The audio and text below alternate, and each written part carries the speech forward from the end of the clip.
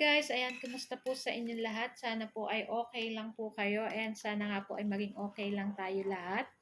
And syempre gawa nga po ng tayo ay may padating na bagyong Yuan at sabi nga po ay malakas itong bagyong ito kaya tayo po ay mag-doble ingat at yun nga po, naalala ko lang nung last year talagang kami po ay binaha dito sa aming lugar kaya talagang medyo alala din, ayan, nakakatakot din. Pero syempre, pray po tayong lahat na sana ay wag na nga pong tumuloy or sana si Bagyong Yuan doon na lang siya sa dagat, guys. Ano?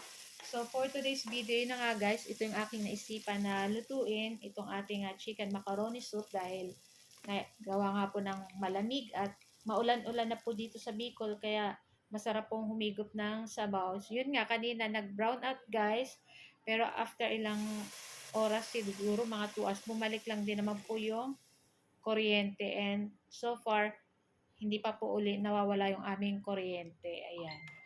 And then, ayun na nga guys, so lulutuin lang natin itong ating chicken macaroni soup. So, nag-isa tayo na itong ating bawang, sibuyas, tapos meron ako guys natirang grilled chicken, tapos hinimay-himay ko lang yung laman, yun yung ating ilalahok at gagamit din ako ng isang pirasong hotdog dyan, syempre sa ating gulay, repolyo at cabbage. So ayan na nga, magigis tayo dyan ng ating bawang sibuyas, tapos ilalagay na natin yung ating shredded na chicken, tapos timplahan natin ng asin, paminta, tapos lagyan natin tubig, pagkatapos pwede na nating pag kumukulo na ay pwede nating ilagay yung ating pasta. Gumamit po pala ako dyan ng 1 chicken cube para sa pampalasa. Ayan. Tapos, pag malambot na yung ating macaroni pasta, pwede na natin ilagay yung ating hotdog saka yung ating mga gulay. Ayan. So, ito po ay madali namang maluto at malambot na yung ating macaroni pasta. So, yung ating gulay, wag natin masyadong lutuin para masarap po pag medyo crunchy-crunchy pa siya or hindi siya na masyado, malambot na maray, ayan.